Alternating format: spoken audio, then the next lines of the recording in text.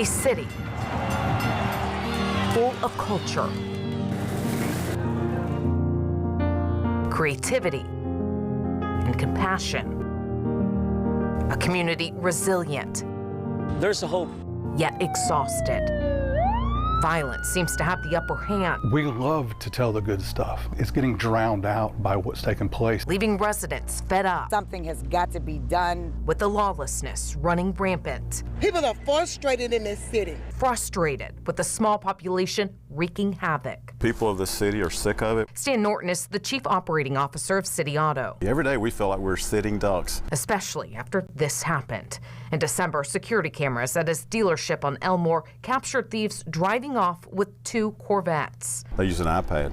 They have these programmers. They get in the car and be gone in 30 seconds or less. Losses each last 2 years been north of $500,000. That's hard for a business to absorb. Plus, the money spent on more security. I love Memphis. I have a home here. I have this business here, but I feel like I'm constantly having to protect it. A feeling far too many know, especially over the past 3 years. See, the pandemic unleashed a crime wave across the country.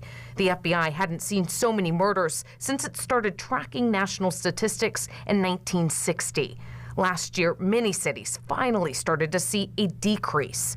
Memphis was the exception.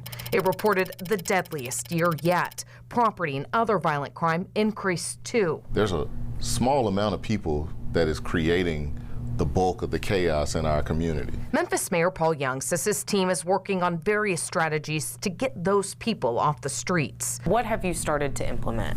Yeah, so behind the scenes, we've been having a lot of discussions with some of our national partners and internally around how we can be more aggressive with identifying those that are committing the crimes. Like stepping up investigative services. He says his team is also looking at what other cities have done, like Omaha, Nebraska, where the number of gunshot victims was cut in half in the past 15 years. Its Omaha 360 strategy gets representatives from every part of the community, including the school system, churches, housing, businesses, police, politicians. Hundreds show up to weekly meetings where they go over recent data and mobilize resources to tackle underlying issues. We want to build a structure that allows for us to seamlessly communicate, share data. He says they're now working on a similar system, while also adding a new office focused on violence intervention and ways to invest more in our youth. What we have to do as a community is introduce other options to them. We want to open up our community centers and engage them. Other city leaders are also doing their own research, like Memphis Councilwoman Jerry Green. Every place that I've looked, they have come up with plans, and I think there are bits and pieces that we can bring here to Memphis. Like more community policing, technology, and working to regain the community's trust. There's so many plans that have been shown to work across the country. We're just not doing it. She wants to see a concrete plan.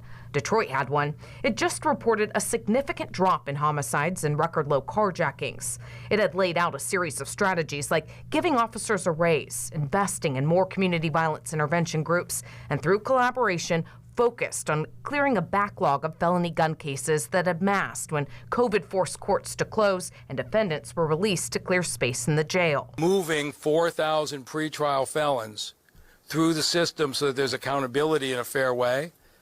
We've seen now numbers we've never seen, 18% reduction in homicide. Shelby County also has a backlog of criminal court cases due to COVID. Some entities and local lawmakers want to do what Detroit did, and they've called on state leadership to surge available resources. Public safety is one of the greatest challenges of our day. While in Memphis last week, Governor Bill Lee told WREG he's working to send more troopers to help in the Bluff City and dedicated grant money for violence intervention. That money just now being implemented.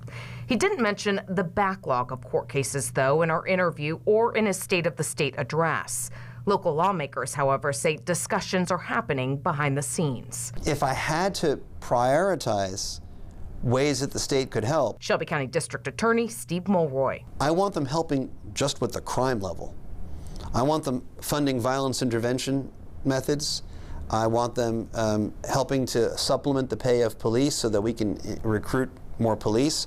I want them to fund a crime lab. WREG investigators found out MPD solved 68% of homicides in 2022, 50% last year. He says he wants more funds to help get those numbers up. And then also with the kinds of programs that would reduce the repeat offender rate You know, violence intervention programs, drug treatment, mental health, that's what I think will actually make us safer. Memphis has unique challenges, a poverty rate of 21% and a child poverty rate of 32%. 35,000 between 16 and 24-year-olds are not in school or are not working. Lack of educational opportunities, meaningful employment, prejudice, trauma, lack of hope, all contributors of crime. Researchers also believe dysfunctional families play a role. Criminal court judge Christopher Kraft agrees. He became a judge 12 years ago. And since then, I've had 3 dads. Just 3 dads of all the cases that I handle testify in a sentencing hearing for their kid. Lack of a positive male influence, love, and admiration. The pandemic made it worse. Schools and mentoring programs shut down, but the gangs didn't. They have nothing. They have nothing positive in their lives except trying to impress their friends. Mom, you know, she might care about it. She might love them, but she's working too many jobs to make ends meet, or she's on drugs, or she's got other problems. He says more mentors is key in reducing crime. We just need people to care enough to try to make a difference. A much needed difference in a city where many, like Norton, want and deserve change. Just encourage all the citizens to hold your elected officials accountable. Where they know Memphis's full potential. I don't plan on losing this battle. I plan on we the people take this city back. Jessica Gertler, WREG News Channel 3.